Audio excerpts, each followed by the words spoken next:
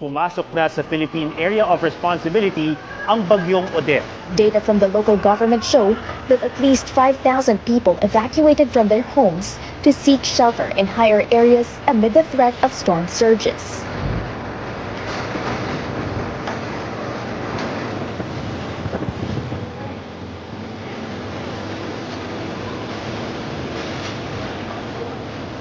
Tunay na mahirap ang mga oras na yon. Kagipitan, napakahirap ng kabuhayan at buhay. Nakikiramay po ako sa lahat ng namatayan. Itong mga kababayan natin ay pinanggalingan ay ang ating Typhoon Odette. Dito po ako ngayon sa bubong, sa Miraguto.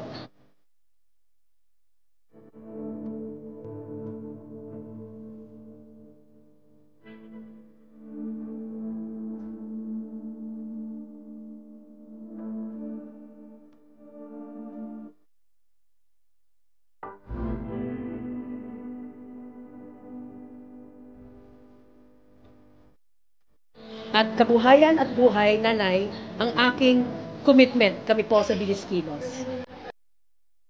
Iniwanan namin ito, hindi kami dito for hours para sa magbigay, pero katay sa may kakaugayan. At hinanamayon tanong, at kung yung Bilis Kilos tanong, at yung mga nagtutulog sa may oras, at yung matulog sa pasatin. Inshallah.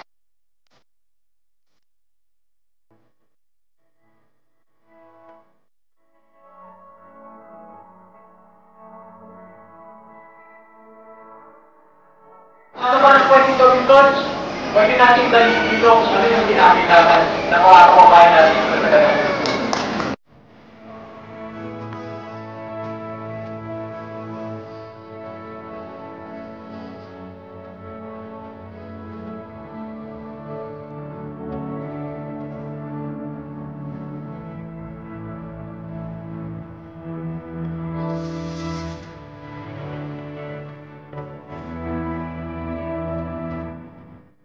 Itong ating nakita sa ating bayan at sa lahat ng parte ng Pilipinas.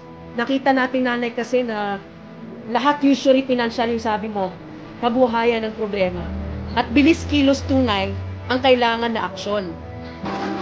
Alkalde ng Maynila, pero tinutulungan din yung ibang mga kasamang kababayan natin na nasa ibang lugar. Yan po si Mayor Isko.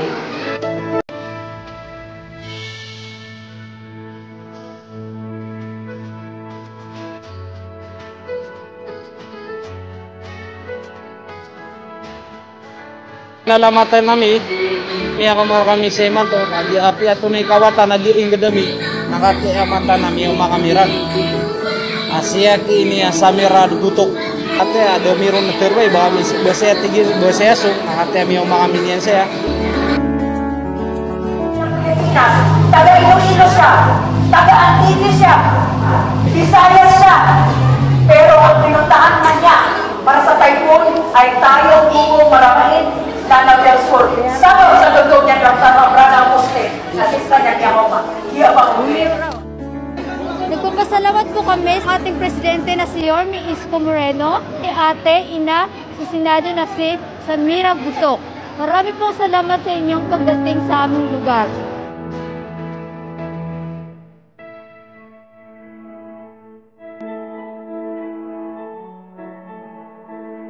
Kaya isang Bilis Kilos, Sidney! Sidney!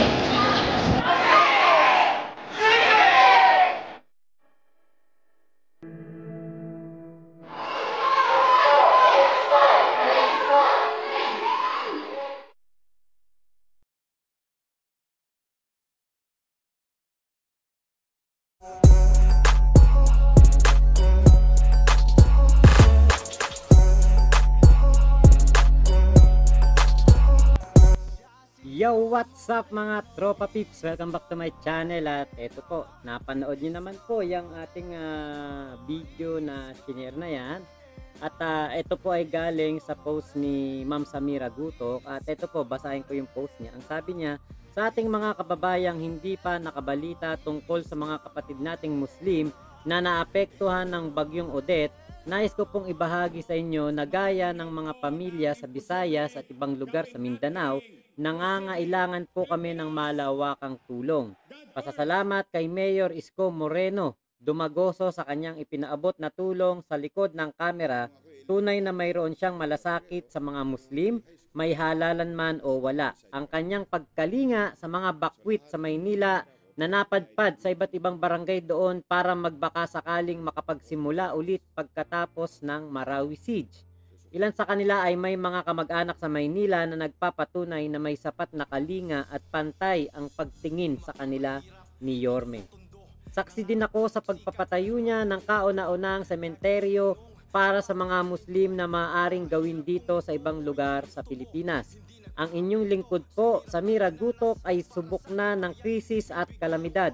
Alam ko po kung gaano kahirap ang pinagdadaanan ng ating mga kababayang mahihirap, mga naulila ng pandemya, nawalan ng trabaho, bahay at kabuhayan, tumigil sa pag-aaral, may sakit pero walang pambili ng gamot at pambayad sa doktor. Kailangan po natin ngayon ng leader na bilis kilos at may tunay na solusyon. Samahan po ninyo kami na ipanalo ang taong bayan sa halalang ito para sa ating lahat ng ating mga pagkilos ngayon. Maraming salamat po. Ayun ang sabi ni Madam Samira Gutok. So, ito po ay isa sa mga testimonies ng itong mga video po, itong video na panood nyo. Testimonies ng tunay na ginawa ni Yorme para sa ating mga kababayan na Muslim, kapatid na Muslim. At ito siguro ang naging kumbaga natulungan nito na magdesisyon si Ma'am Samira Gutok kung sino ang kanyang susuportahan na presidente.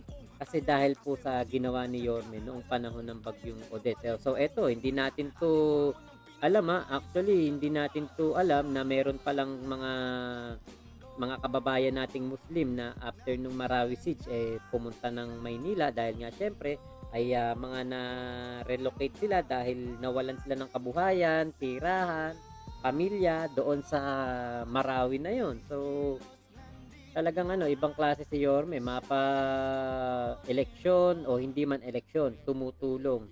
Nandiyan para sa tao, kapakinabangan ng tawang una at una palagi ang kapakanan ng tao. So, yun lamang po. Maraming salamat po sa pagsama nyo sa aking vlog na ito. Thank you po sa inyong lahat. At kita-kits na lang po tayo sa aking mga live.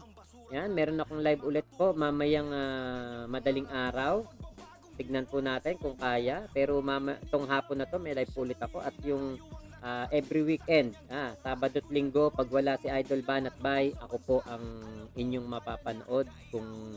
Kung bitin pa kayo sa kay Jojo de Guzman, Spencer Lacale, Buster TV, Coach Oli, Bisdak Pilipinas, Brad Noipi, at marami pang iba, Parak TV, available po.